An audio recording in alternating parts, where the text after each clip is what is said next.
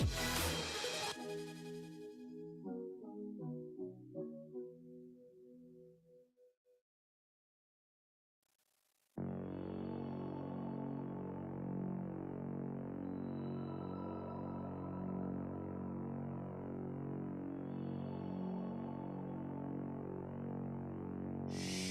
I on your mind? Just like you were mine. I don't find peace within you, only pieces of you.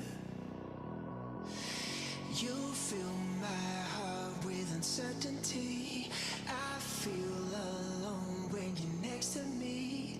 Wish you knew how much you meant to me. You're the reason for my anxiety.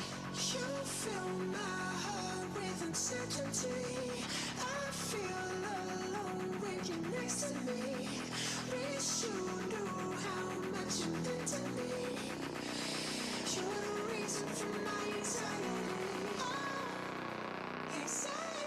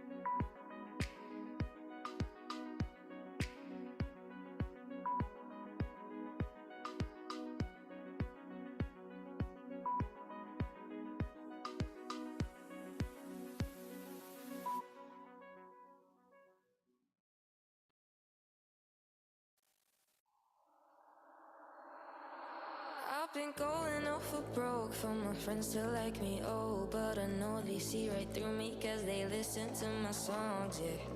But I don't care, no baby, I don't care. People always tell me take a breath, hey, hey, hey. I've been looking for something that haunts me all night.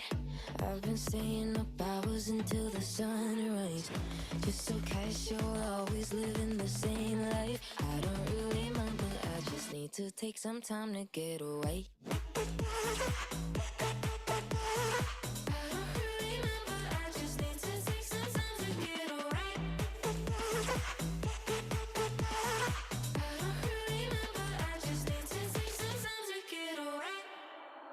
Is there something I could take for this pain to go away? Cause I've tried 100 methods and they always seem to fail me. Am I crazy? Don't tell me I'm crazy. I just need to find another way. Hey, hey, hey. I've been looking for something that haunts me all night. I've been staying up hours until the sunrise. Just so casual, always living the same life. I don't really mind, but I just need to take some time to get away.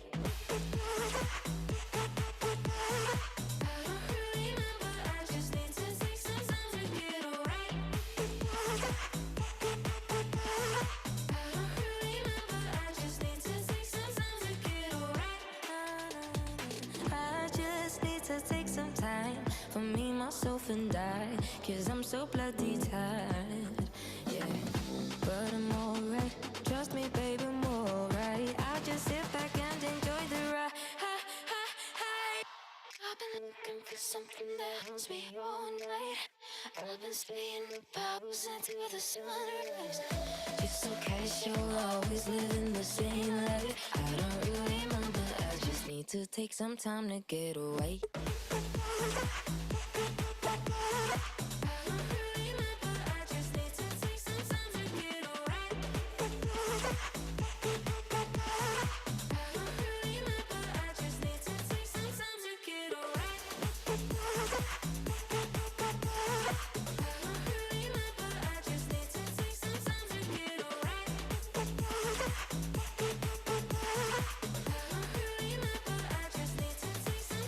Get away.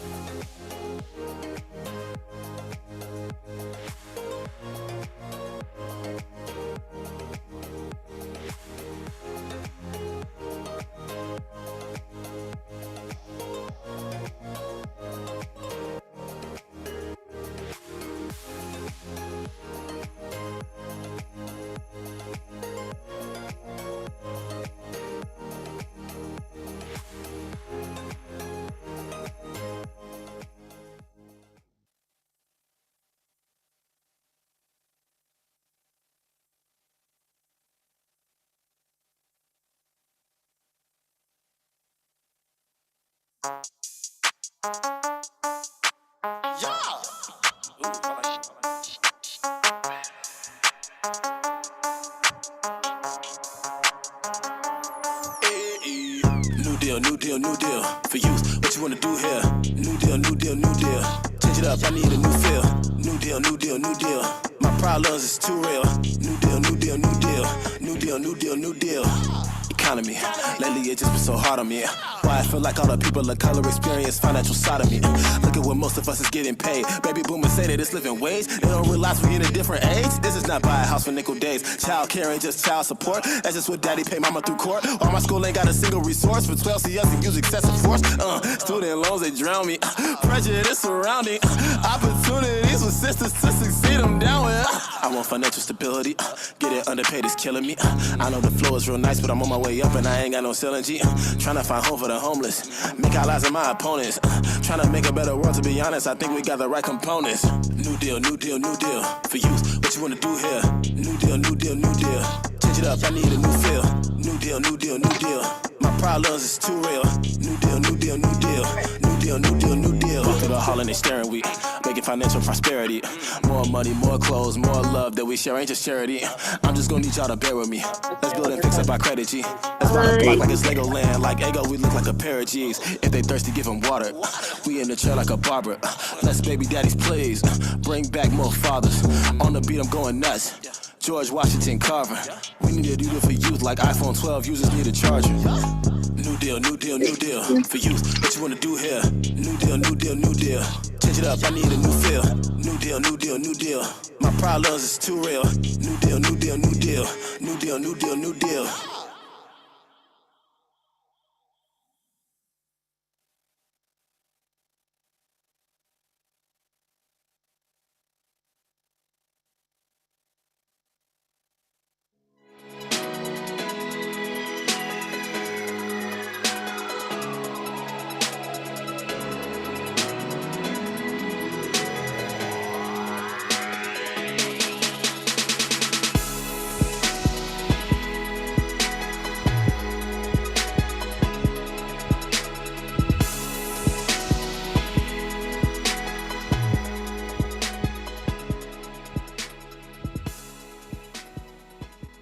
Welcome everyone, and thank you for joining. I'm Alexis Obina, and I am and have been an advocate for over 10 years.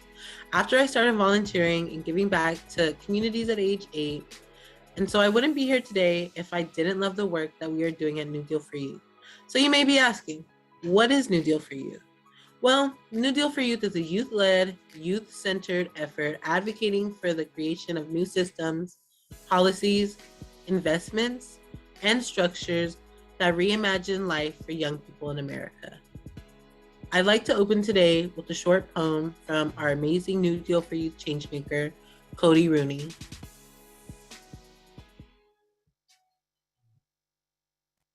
I've been at the bottom, the haters be talking, but I don't listen to them. I chose to prove them wrong by doing well so I can make their heads swell. I was bullied all my life, but I use that as fuel to better my life. I made it through high school with all the name calling, hitting, life tests, I made it. Summer of 2017, I walked across the stage by doing well so I could make their heads swell. Now I'm here with goals, grinding to the top without having to flop, only way I know. And how do I do that, you may ask? By doing well so I can make their heads swell. Wow, I love that. I just really love that. And let's give it up to Cody. Even though he's not speaking right now, it's great to have New Deal for Youth change makers in the space, sharing their personal stories and just showing why it's important to be here today. So I'm just thinking about when I first got into foster care, I felt like I wasn't really heard by anyone. I wasn't heard by my lawyers, my social workers, my multiple foster parents, or even the child welfare system. Until one day my friend's mom, who I call my Roro, uplifted my voice and gave me value. She made people listen to the things affecting my life, and that's why we are here today, to hear voices from young people who care about legislation and policies affecting their life. We're here today to introduce the New Deal for Youth legislative package. Over the past couple of months, we compiled a list of bills that we believe could make a meaningful difference to young people. Each bill was evaluated by a young person or New Deal for Youth partner based on criteria developed by young people. Whoop, whoop. Let's give it up to them because we worked very hard, spent multiple hours trying to come up with different bills that we thought were important and just a scoring process. So we just want to recognize the hard work everyone put in. Let's get into why we came up with our legislative package.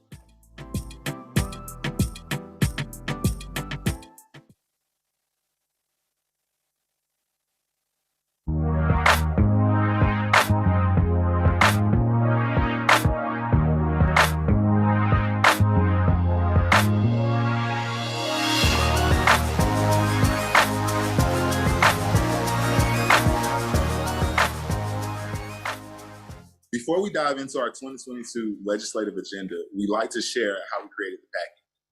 First, we compiled a list of 80 bills that had the potential to meet our New Deal for Youth demands.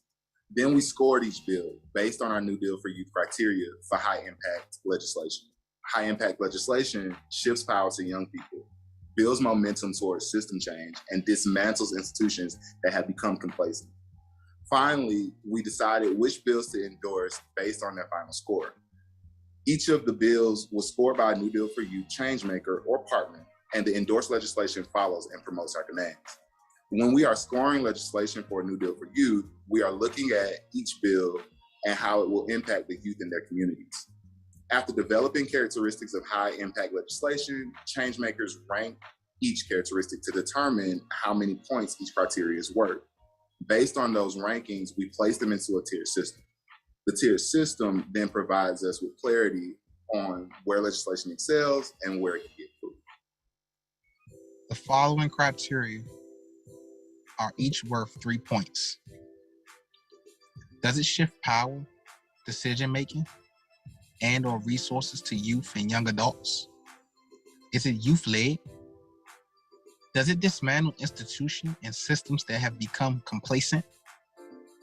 Is it youth-centered? Does it address immediate needs? Does it build momentum towards system change?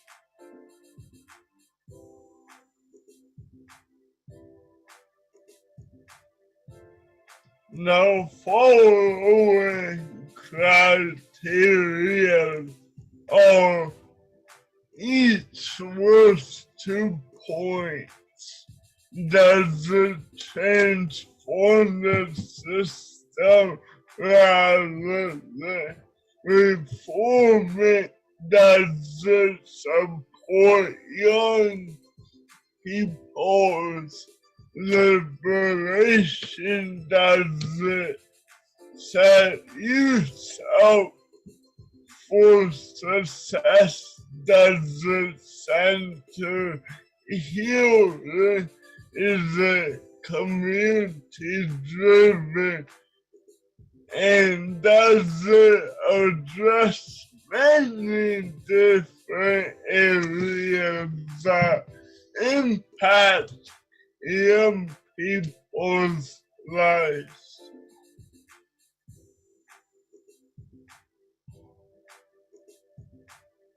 The following criteria are each worth 1 point. Does it address long-term thriving? Does it ensure that none of our priority populations are left out? Does it shift narratives around youth and young adults? Does it recognize that young people hold more than one identity at the same time? Does it recognize that we all deserve great things for our communities? And does it benefit at least one priority population? There are 36 points total. The total score is divided by 36 and multiplied by 10 to get a final score out of 10. Only legislation that has a final score of 5 or higher will be endorsed by New Deal for Youth.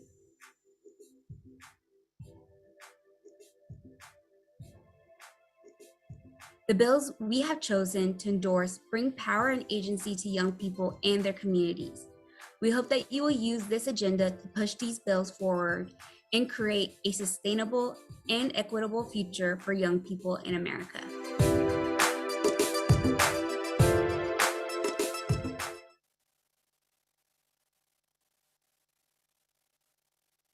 All right, that was amazing. Can we get our virtual hands for all the change makers, partners, legislation we scored? Yes, so good morning or good afternoon, depending on where you are in this world. I'm Alexis Obina, if you didn't catch that before, and I'm super excited to pass it over to Isabel for the panel. So I'm just going to go ahead and pass it to you, Isabel. Thank you. Ishe Stango, that's hello and welcome in my native language, and welcome again to this panel discussion. My name is Isabel Coronado, and I'm a New Deal for Youth change maker. I'm on our legislative and evaluation team, and I'll be today's moderator. I'm currently on the ancestral homelands of Odom and Upper Pima tribal nations, also known as Phoenix, Arizona. I'm really excited to be moderating today's panel discussion. It comes at a time when we're headed into an election year, appropriation deadlines are coming up, and several bills are up for discussion. For today's panel, we are speaking virtually on the Hill to people who hold power to make a difference in the lives of young people. But the young people here today aren't looking to be the passenger seat of change, but rather sharing and driving their own futures. You'll hear from 5 youth that will talk about the New Deal for Youth legislative framework, our legislative package, and how Hill offices can engage youth. With that, let's have the panelists introduce themselves. Panelists, we'll start with Anthony. Can you say your name, pronouns, location, and what inspired you to get into advocacy? Good afternoon. I'm currently in Washington, D.C. My name is Anthony Dickey, and what inspired me to get into the work that I do is the fact that I identify with the youth. I was once and still am the youth, and I think that I can be instrumental in bringing change to one another's lifestyle and helping to change the trajectory of where they could possibly go. So that's why I do what I do today. And someone did it for me, so I'm hoping to do it for others. Thanks, Anthony. Cloud, will you go next? Yeah, so good afternoon, everyone. My name is Cloud. My pronouns are they, them, and I'm originally from New Orleans, Louisiana. Mainly what inspired me to get into advocacy and youth advocacy, that was when I was with Amnesty International for 4 years. And then I joined the New Orleans Children and Youth Planning Board for 2 years throughout high school. And now I just want to help the youth get their voices heard, especially since I'm also part of that group as well. So that's my main reason. Thanks, Cloud. Luis, will you go next? For sure. Good afternoon, everyone. My name is Luis. Pronouns are he, him, his. I am the National Director of Youth Campaigns at the Gathering for Justice and also a change maker right here with the New Deal for Youth. I'm calling in from the Bronx, New York, where I'm born and raised, or otherwise known as Indigenous Lenape land. And so really excited to be here. I come to this work by way of being directly impacted by incarceration and violence. And so really, really excited to bring my perspective and personal impact to this space. Thanks, Luis. Rebecca, would you go next? Hello, my name is Rebecca Doe. My pronouns are any. I'm a sophomore in high school and I'm currently 15 years old living in Orange County, California. And what inspired me to get into advocacy was the Marjorie Stoneman Douglas High School shooting in Florida. So this one numbed me, but I was moved simultaneously as well. And the trauma from the shooting actually changed the way that I see school. So I look for escape routes habitually. I look for ways that I could hide. So my introduction to advocacy was rooted in fear, but my passion is rooted in a need for change. Thank you so much for sharing that, Rebecca. Lastly, will Whitney go? I am Whitney Lee. I am from Ogden, Utah, which was ancestral homeland of 5 tribes, including the Shoshone and Ute. I use they, them pronouns, and I came into advocacy because my experiences growing up being autistic and then later developing chronic health problems.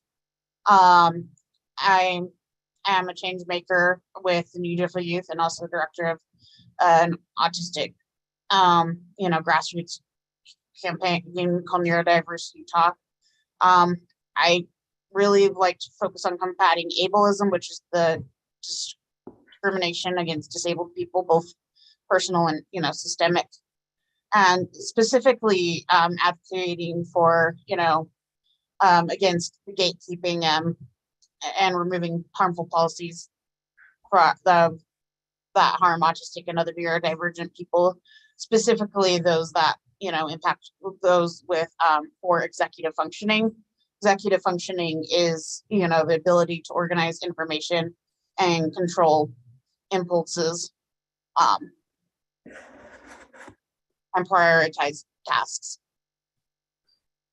Thank you so much, Whitney. We're going to get into our first question, which is around our legislative framework. It's broken into 4 parts: reparations, liberation, decriminalization, and abolition. And you can read more about our legislative framework and blog postings at our www.newdealforyouth. And also, it's going to be dropped into the chat box as well.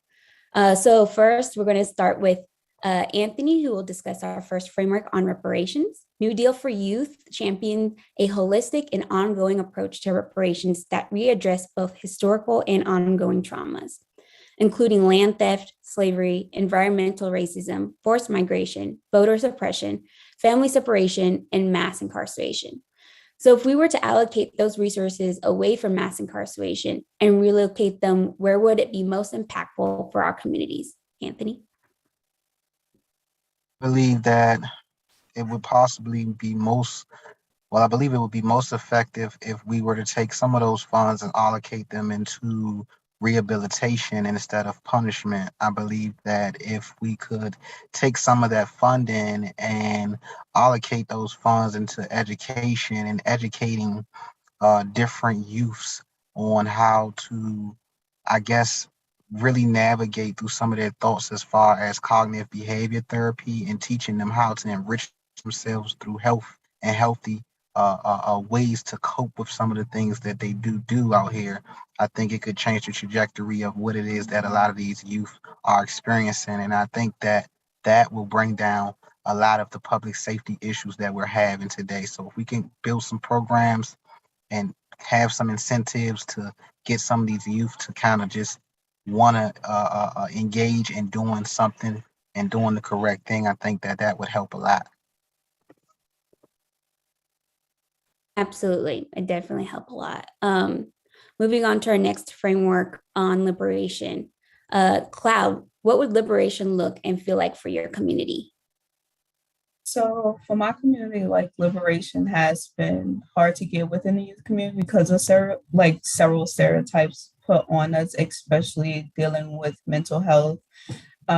So basically liberation in the community is making sure to destigmatize mental health and opening doors for youth. And we can do this by using our voice and the resources we have now and making sure that youth have access to these resources, especially their parents as well, to help their children go through the processes of dealing with mental health and making sure to cope with those. Absolutely. Mental health is a really huge issue, especially to young people. Rebecca, with the recent wave of anti-LGBTQI plus legislation in states like Alabama, Florida, Texas, what can policymakers do to support the liberation of queer young people? Being complacent in the system happens because we don't have proper and distinguished legislation that protects LGBTQ youth as opposed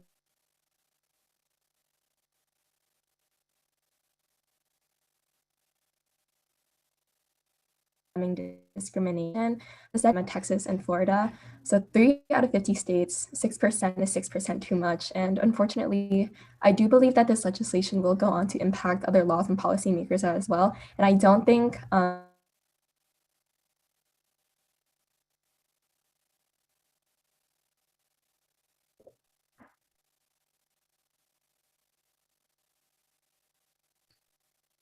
really sorry. I think there's some computer issues with Rebecca. Everybody as a California spelled Okay, sorry, Rebecca. Everybody else, is that going in and out? Okay, I'm so sorry, Rebecca. Could you repeat what you said like 20 seconds back? Okay, I said um, the distinguished laws and legislation that we have passed in this country are all explicitly anti-queer. So, such as in Alabama, Texas, and Florida, they have all passed anti-queer, anti-trans legislation. So that's 3 out of 50 states is 6%. That's 6% too much. And unfortunately, I do believe that this legislation will go on to impact other laws and policy makers as well, and will create an unstoppable slippery slope of anti-trans, anti-queer legislation. So as a Californian, this legislation feels foreign, but as an American, I thought, well, of course they would. I felt hopeless, but I shouldn't have to be. And I need policymakers to not be complacent, but I need them to use their voice and their power to speak for those who feel the same way as I do as a queer young person. And to me, liberation doesn't only mean being fiscally free and respected, and it also means liberation from fear. So I need anti-discrimination laws. I need policymakers to realize that we need healthcare and therapy as resources to be accessible to our communities. And I also need policymakers, and this is just more so a reflection on empathy and ethics, to take into consideration the lives that they would change if pro-LGBT legislation were passed, and the lives that would be ruined if they stayed complacent. I'm so glad your internet came back because you were just dropping gems left and right. So our next framework is decriminalization. New Deal for Youth believes we must end the criminalization of young people of color, LGBT, QIA plus, disabled young people, neurodiverse young people, all immigrant communities, foster care youth, and former foster care youth, and young people experience a mental health crisis. Can you share what decriminalization means in the context of disability justice? What are the initial steps for a disability just society? Whitney, would you like to go? So the biggest aspect I take on with decriminalization with disability is there's a lot of policies that like, for example, mental illness, the biggest a lot of mentally ill people become incarcerated, and untreated people with mental health crises are 16 times more likely to die from police shootings if they encounter a police, and the approximately 50% of those killed by police are disabled, according to the Ruderman Foundation. Studies also show that at least half of all chronically homeless people deal with a TBI, and homelessness is really criminalized. For example, I know tents aren't allowed in my city, and their shelters are overrun, and youth that are disabled are kind of thrown into the school to prison pipeline, and that's because there's a lot of policies that prohibit that. Don't we focus on punishment, not care, and not understanding why someone's acting out the way they do. There's a lot of conditions that can cause emotional and behavioral problems, including a lot of physical health conditions, and so we're not properly treating that. So the biggest thing I think we could do is actually get universal health care. The healthcare system is a maze for any able person that's neurotypical to navigate. And so having to do it when you're chronically ill or mentally ill, navigating, trying to find in network and out, who's in network. And especially if you're rural, accessing care, you may not be able to get care. And with conditions like mental illness, the more likely you're not able to get access to care, more easier it is to kind of gain, fall into the criminal justice system. And even simple things like getting in a car accident, because you're dealing with for example, I got in a car accident after getting COVID and dealing with long COVID, and it's impacting my thinking. And I was ticketed and not able to pay the ticket at the time, but a lot of then my health plummeted and I forgot about it, and I ended up getting a warrant out for my arrest. So I was able to pay the ticket off, but if I hadn't, I would have been sucked into the criminal justice system, and it, spirals out of control. I think, prioritizing healthcare. One of the biggest things too is as absurd as our head is covered under like 3 different insurances. By having universal healthcare where you're not having to get navigate, you don't have to waste your energy trying to find a network and have network providers. It'll be a lot easier and reduce the barriers in accessing healthcare to reduce and prevent incidences, of behavioral and mental health crises that, increase, harm around others and interactions with police violence. The other thing too is a lot of our methods for detecting suspicious people target neurodivergent people, such as lack of eye contact, high anxiety, like, wearing hoodies, not being able to respond to police commands because of your, and even fear. Fear is basic, in humans, but like anyone with high anxiety may not be able, to respond rationally. And in Utah, recently we had a boy, and he was shot. He was autistic. He was during a meltdown, and he was shot 13 times. Fortunately he survived, but the recovery's been a long process. And that's because when the police heard that he was afraid of cops because his grandfather was killed, they, instead of taking his disability into consideration, they were biased against him. And there's been several incidences throughout the country of police shootings of people that ended up, being disabled. So I think, the next step is like,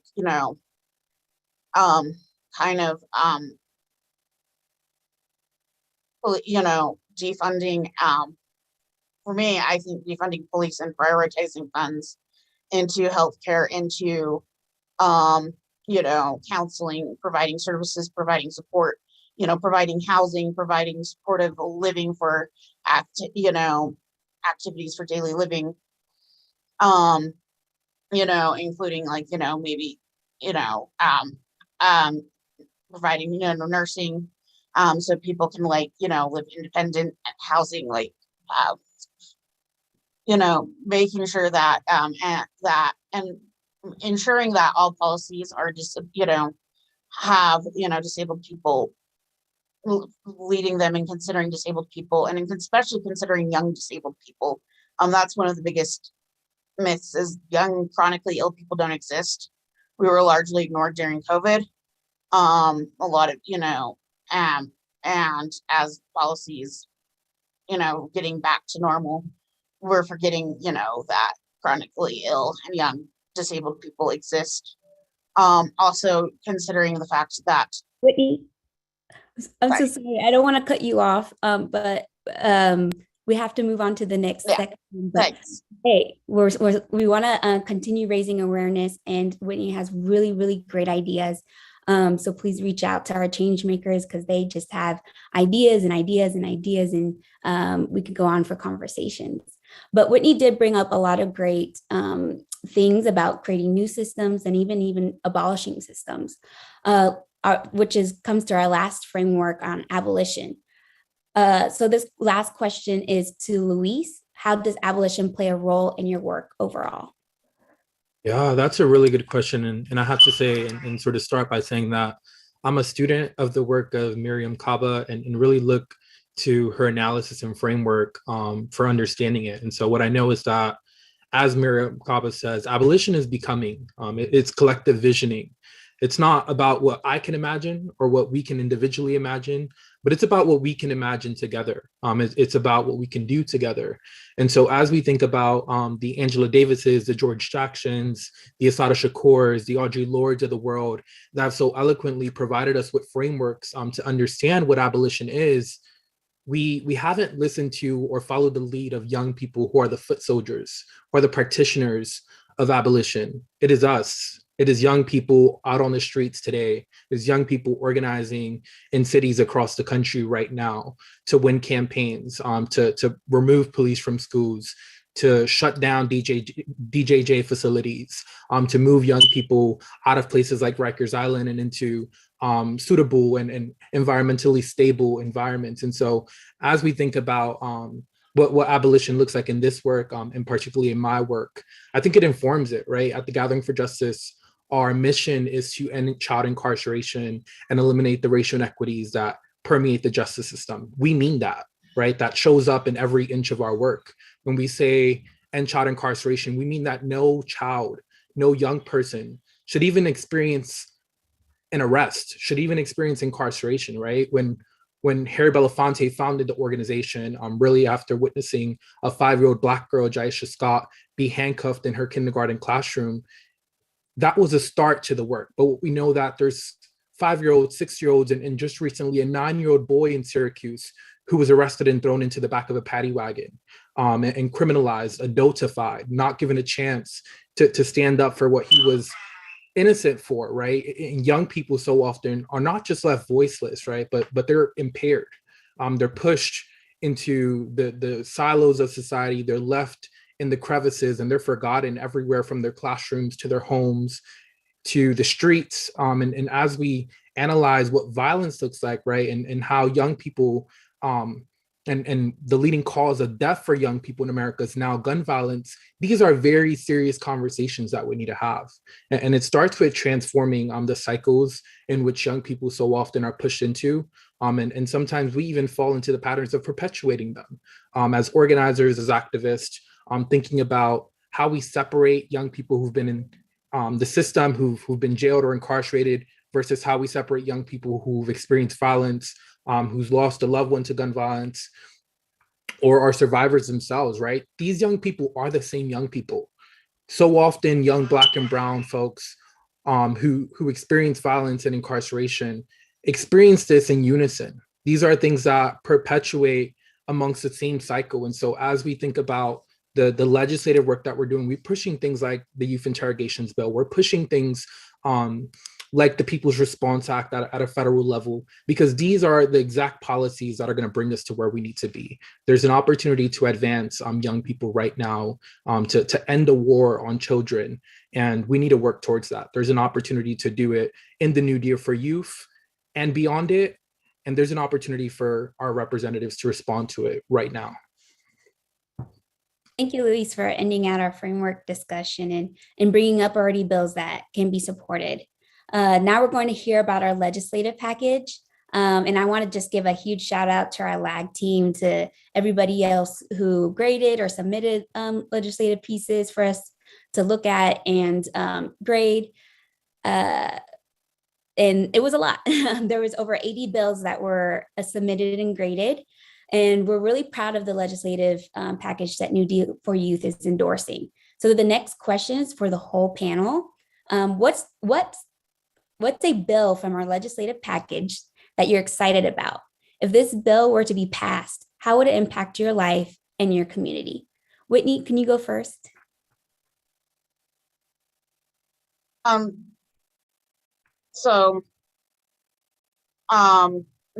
of the bills that I'm really excited about and benefit is the Care Not Cops bill, and that is will prohibit federal funds for being used to fund police in schools and establish a grant program to replace police with mental health programs and reform safety to reflect evidence-based practices and even fund professional development. And I think the biggest thing is getting it, may not benefit me right now because I'm older, but having young people, uh, knowing there's a lot of young autistic children that are being criminalized, and other children that um are not getting the care they need, and instead, and so this will focus on getting trauma informed care, and providing help instead of criminalizing children for things that are beyond their control, and even teaching you know child development, and so getting professionals to understand what exactly a child is capable of, instead when it comes to emotional things, and so really you know um and how to respond to work with neurodivergent children is my goal with hope with like that phase. And so seeing that could really give me hope for my community. Thanks, Whitney. Cloud, would you go next? Yes, of course. So a bill I'm most excited about that's in our legislative package is counseling, not criminalization. And this specific bill diverts federal funding away from supporting the presence of police in schools and towards trauma-informed services that address the needs of students, and prohibits the use of federal funds for maintaining police in schools, and helps schools hire counselors and social workers. Because when you look at most schools, there's like the ratio of students to counselors is very low. Like there's probably like one counselor out of like 200 students in the school.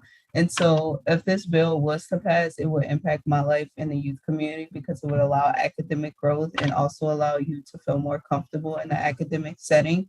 So currently I go to Illinois Wesleyan University, and there's literally only one Black therapist on campus. Like our therapy is free, and there's only one Black therapist, and the rest of them are like white. And so there are several students who are part of different communities, whether that's like Black, Hispanic, Asian, Native American, etc. And getting more therapists that are part of these communities will allow the students to feel more comfortable to talk about their mental illnesses and other issues going on in their life, so then they can also get help with getting healthy coping mechanisms as well.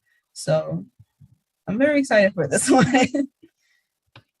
Yeah, so as we see, we have two change makers who are really excited about the counseling, not criminalization bill.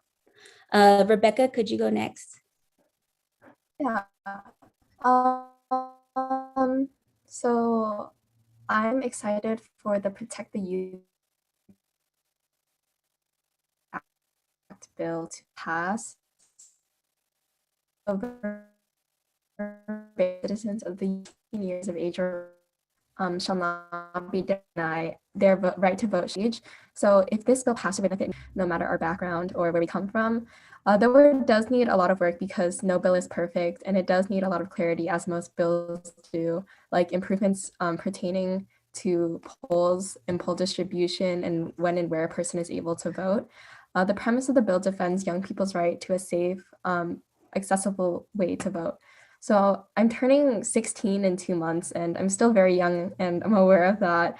I'll be able to vote in the next presidential election and next local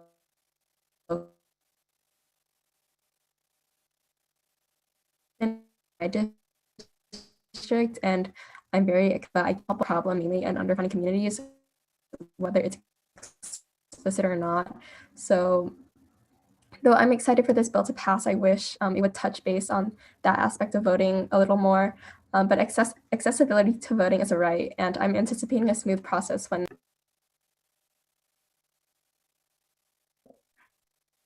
Rebecca, could you repeat the last 10 seconds of what you just said? It's a little choppy.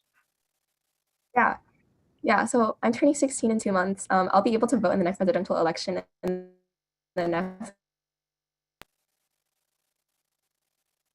local election in my district, and I'm excited, but I can't help but what conditions are going to be like when I problem mainly in underfunded communities, whether it be explicit or not.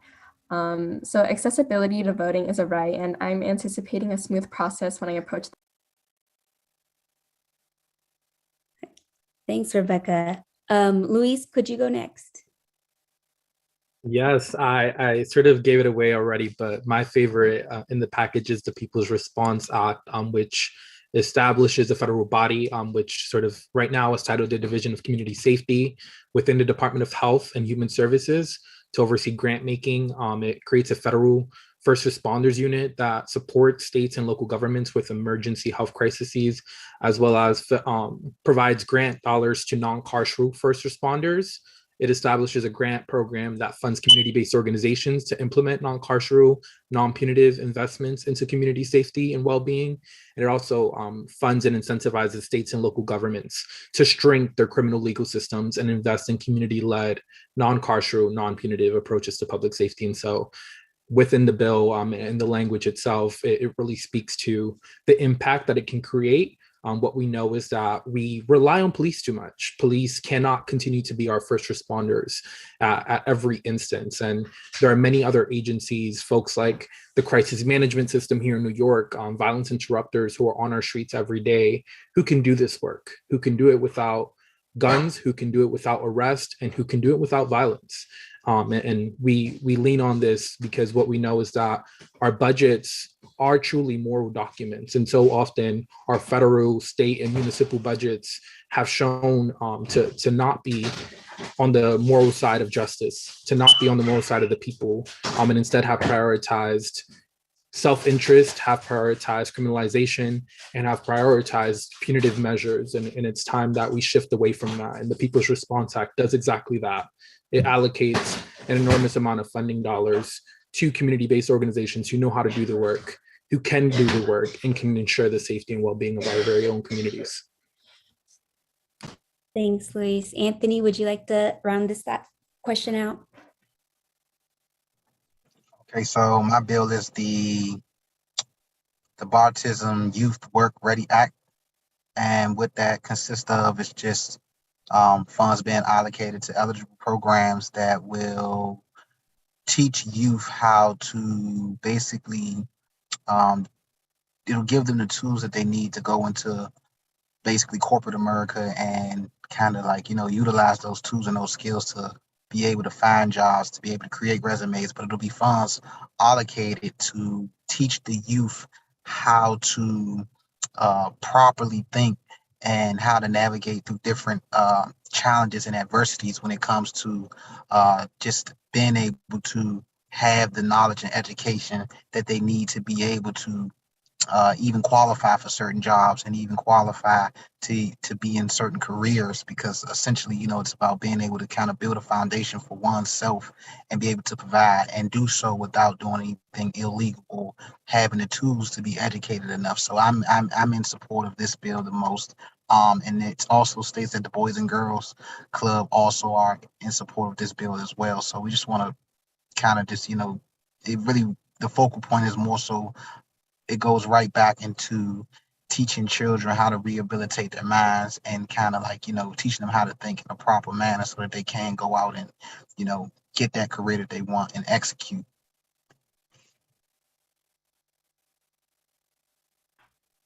Thanks, Anthony. So again, thank you everyone for answering about our legislative agenda. We're now going to round up to our last question for today's panel on youth engagement.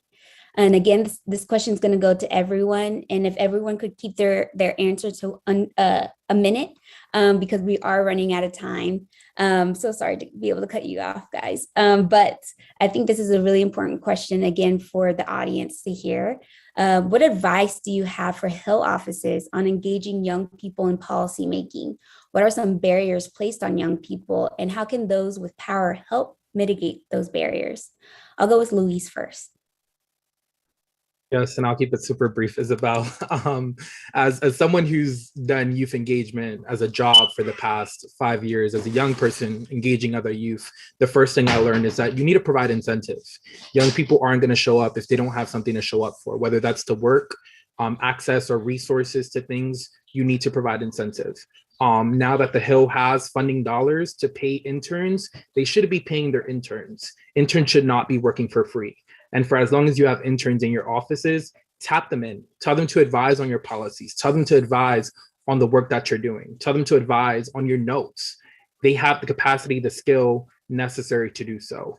And I'll close with this. And really, young people for so long have experienced bureaucracy, right? As a young person who is so often trying to engage and work with legislative offices, what we find is that we're sent to a scheduler, the scheduler bounces us back to a legislative aide, we're sent back to the scheduler, and we never get face time with our very own representatives who we pay to be in office, who are intended to be there to represent us. And so we need to get gone with the bureaucracy that exists in these offices, create access points for young people, and make it extremely simple for anyone to have access to their representatives.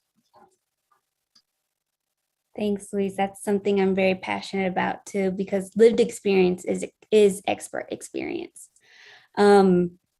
Whitney, would you go next? Yes, in the disability community, we say nothing about us without us.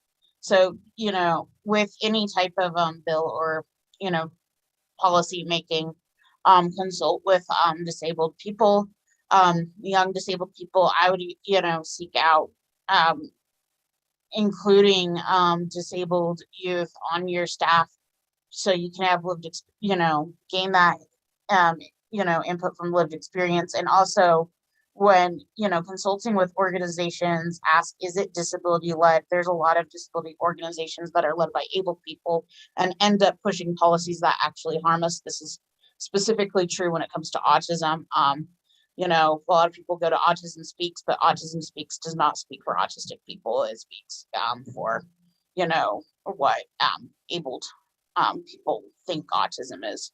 Instead, go to organizations like Autistic Self-Advocacy Network, and, do this with any other kind of, group.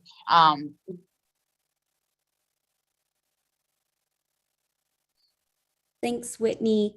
Can Anthony go next? I think that you can get more youth engaged and involved by, to Louis' point, offering incentives, and not just only offering incentives, teaching them. I keep speaking about education so much because I know that that is the tool to enrich people's lives. With knowledge is power.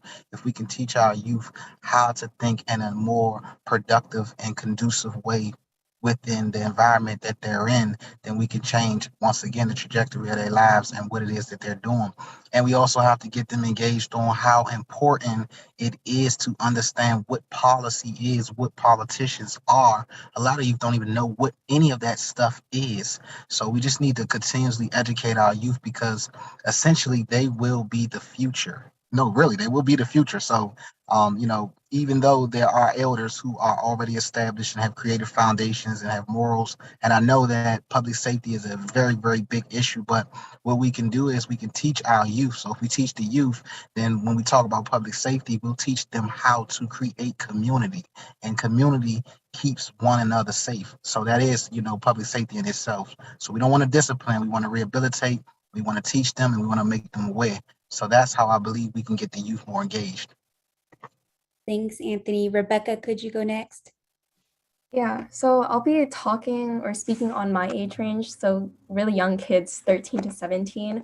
So I think as opposed to trying to be relatable, like some politicians have tried to do in the past, you need to take a serious and holistic approach and stance even when you're approaching teens.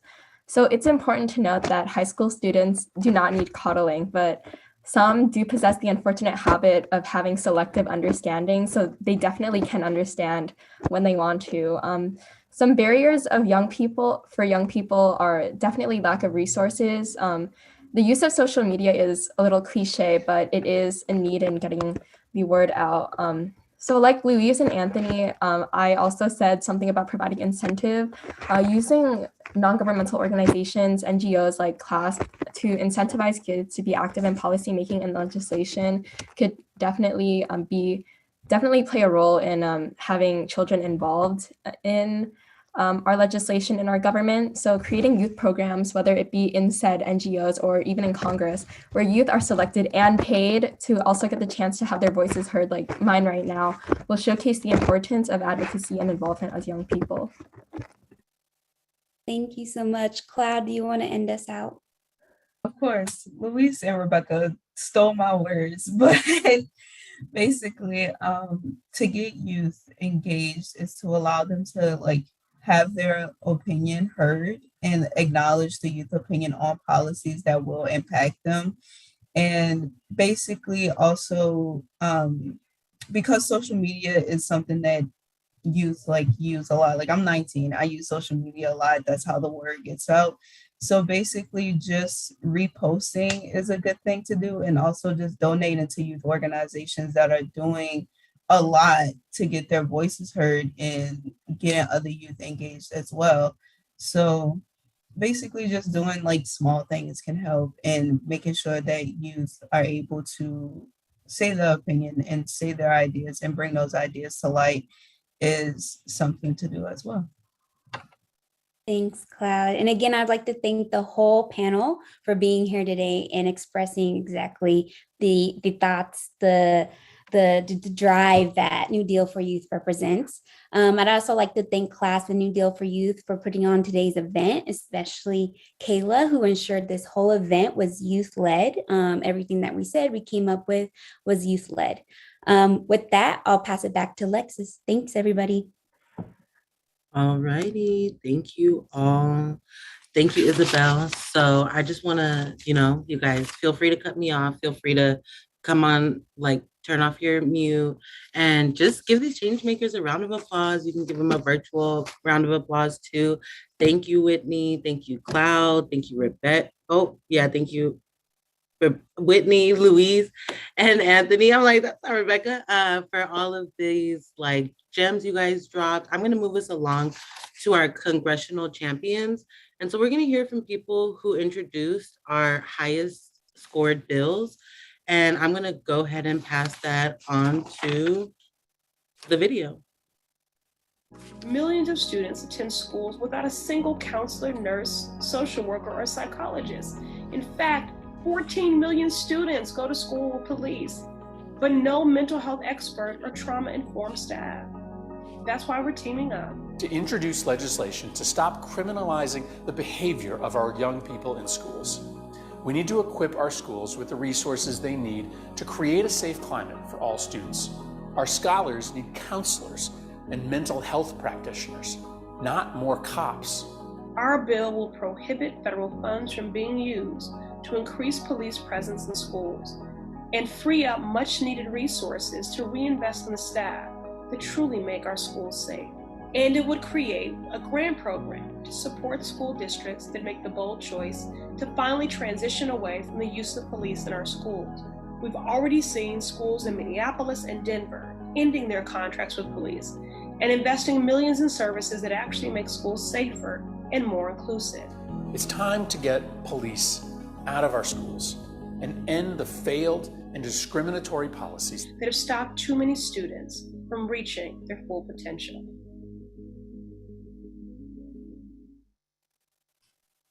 Yes. So again, that was some of the Congress members that drafted the Counseling Not Criminalization in School Act. So that you just heard from Representative Ayanna Pressley and Senator Chris Murphy. So this bill was scored at 8.9 out of 10, and this is our highest scoring healing and well-being bill.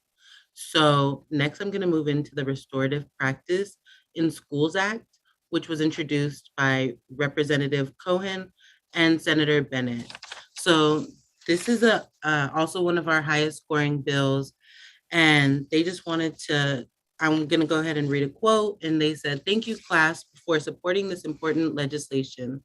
When I was superintendent of Denver Public Schools, we worked with students, parents, and community leaders towards dismantling the school to prison pipeline by eliminating overly harsh school discipline policies, which push kids out of school and into our criminal systems.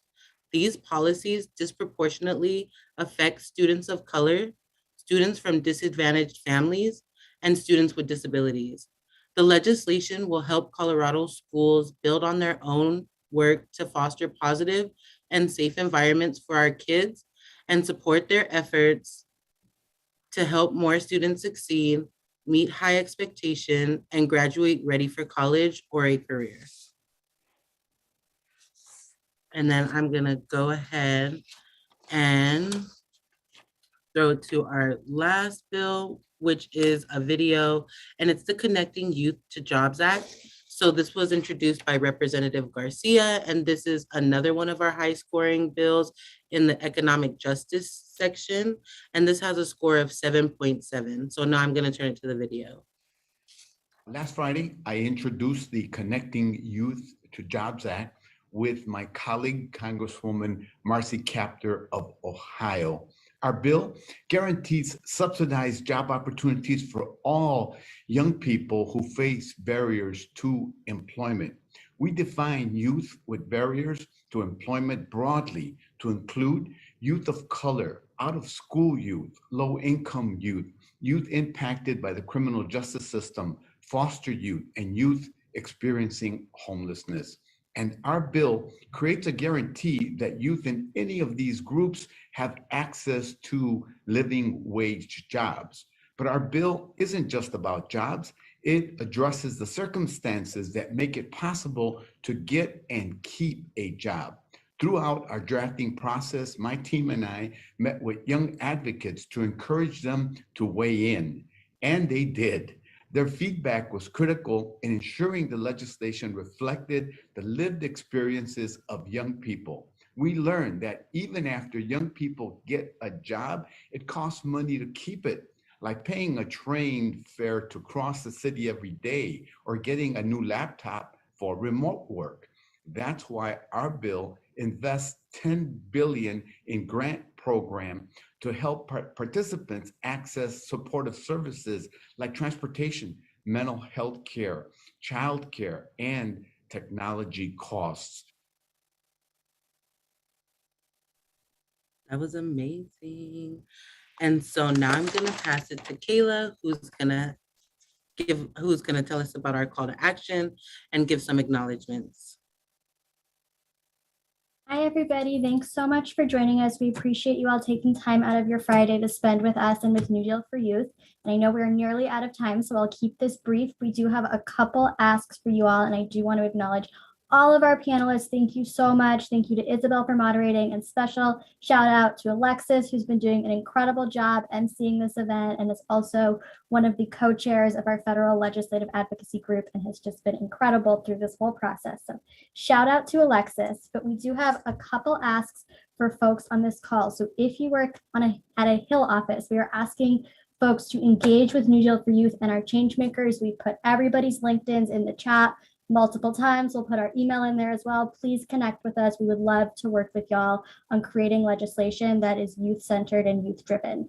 The second big ask is to sponsor a legislative package and to introduce more youth-facing bills. So again, we put that in the chat a couple times. It's an incredible package. We have 23 bills in it total. And then finally, as so many of our panelists mentioned, to engage directly with young people in your districts. And if you want to know tips and tricks for how to do that, we have a recording of this. Go back and listen to that final panel question where we had incredible advice from all of our panelists. And for folks who don't work for Hill offices, we would love your support as well. So you can sign on to our demands. We'll put that in the chat. You can go to newdealforyouth.org to find them, and then connect with us on social media. We're on Instagram, Twitter, Facebook, and TikTok. So with that, I will pass it back to Alexis, and we have one final thing to close us out. Thank you all so much for joining us today. Thank you, Kayla. And then I just realized that I didn't shout out Isabel for moderating. So shout out to you for moderating. That was also amazing moderation skills. So I'm super excited. If you guys know me, you know I love self-care because I cannot get through the day without self-care. So we're gonna go ahead and pass the closing remarks to Marissa, who's gonna lead us in an amazing closing ceremony. Thank you, Alexis. So I'm sure a lot of y'all are a little tensed up from sitting down for the past hour. So if you'll want to relax your shoulders, maybe unclench your jaw, kind of notice anywhere you have tension and kind of just relax with me. We're going to do a gratitude grounding exercise to close this out. So wherever you are, wherever you feel comfortable, if you want to turn the camera on or off, just get yourself comfortable and take a deep breath. So let's do that right now. Let's inhale and exhale. Okay, so now that we feel a little bit relaxed, we're going to do a little exercise. So we're going to look at our immediate surroundings and see all the things that we can smell, taste, touch, see, or hear. Maybe pick one or two things around you. And then after you point those things out or you notice them around you, I want you to say to yourself, for this, I am grateful. After that, bring your mind to people in your life to whom you are close. This could be your friends, your family, a partner, a loved one, and whoever those people are that come to your mind. Think about them, and I want you to say to yourself, for this, I am grateful. Next, I want you to turn the attention back to yourself as an individual and all of the things that make you unique and special person to this world, and say to yourself, for this, I am grateful. And lastly, rest in the realization that life is a precious gift. You have been born into a period of immense prosperity, and that you have the gift of health, culture, and access to spiritual teachings. And lastly, remind yourself, for this, I am grateful. And I'm grateful for you all being here today, and thank you. Whoop, whoop. Thank you, Marissa.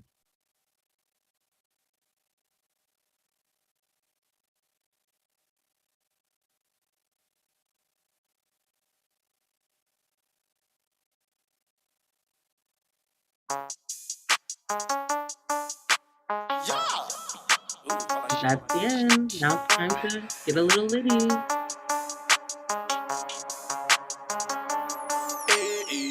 New deal, new deal, new deal. For you, what you wanna do here? New deal, new deal, new deal. Change it up, I need a new feel. New deal, new deal, new deal. My problems is too real. New deal, new deal, new deal. New deal, new deal, new deal. Economy, lately it just been so hard on me. Why I feel like all the people of color experience financial sodomy. Look at what most of us is getting paid. Baby boomers say that it's living wage. They don't realize we're in a different age. This is not buy a house for nickel days. Child care ain't just child support. That's just what daddy pay mama through court. All my school ain't got a single resource for 12 CS and use excessive force. Student loans, they drown me. Prejudice surrounding. Opportunities for sisters to succeed, I'm down with. I want financial stability. Getting underpaid is killing me. I know the flow is real nice, but I'm on my way up and I ain't got no ceiling G. Trying to find home for the homeless. Make allies of my opponents. Trying to make a better world, to be honest. I think we got the right components. New deal, new deal, new deal. For youth, what you wanna do here? New deal, new deal, new deal. Change it up, I need a new feel. New deal, new deal, new deal. My problems is too real. New deal, new deal, new deal. New deal, new deal, new deal. Walk through the hall and they staring, we making financial prosperity. More money, more clothes, more love that we share ain't just charity. I'm just gonna need y'all to bear with me. Let's build and fix up our credit, G. Let's buy the block like it's Legoland. Like Ego, we look like a pair of G's. If they thirsty, give them water. We in the chair like a barber. Let's baby daddies, please. Bring back more fathers. On the beat, I'm going nuts. George Washington Carver. We need to do this for youth like iPhone 12 users need a charger. New deal, new deal, new deal. For youth, what you wanna do here? New deal, new deal, new deal. Change it up, I need a new feel. New deal, new deal, new deal. My problems is too real. New deal, new deal, new deal. New deal, new deal, new deal.